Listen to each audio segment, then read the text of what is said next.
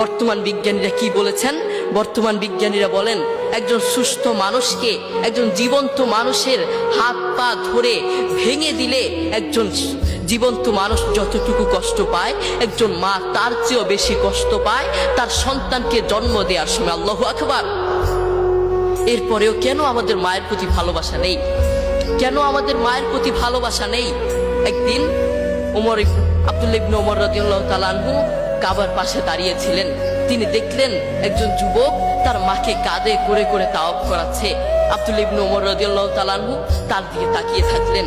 এরপর যুবকটি আব্দুল্লাহ ইবনে ওমর রাদিয়াল্লাহু তাআলা আনহুর কাছে এসে বললেন, আমি কয়েকটা বছর এভাবে আমি আমার মাকে কাঁধে করে বেড়াই, আমি আমার মাকে বাথরুমে নিয়ে যাই কাঁধে করে, আমি আমার মাকে খাওয়াতে নিয়ে যাই কাঁধে করে, প্রত্যেকটা জায়গায় আমি আমার মাকে এভাবে কাঁধে করে নিয়ে যাই। আপনি বলুন, আপনার কাছে আমার প্রশ্ন, আমি কি আমার মায়ের হক আদায় করতে পেরেছি? আমি কি আমার মায়ের হক আদায় করতে পেরেছি? আব্দুল্লাহ ইবনে ওমর রাদিয়াল্লাহু তাআলা আনহু কি বললেন জানেন? তোমার মা তোমাকে জন্ম দেওয়ার সময় কয়েক হাজার কষ্টের নিঃশ্বাস ছেড়েছে।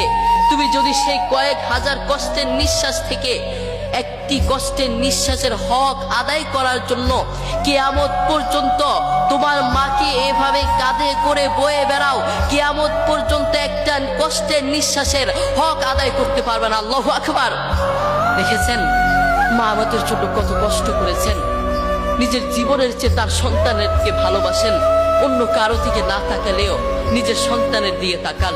তবুও বহু কুলাঙ্গার সন্তান তার মাকে ঘর থেকে বের করে দেয়। বহু কুলাঙ্গার সন্তান তার মায়ের উপর আঘাত করে থাকে।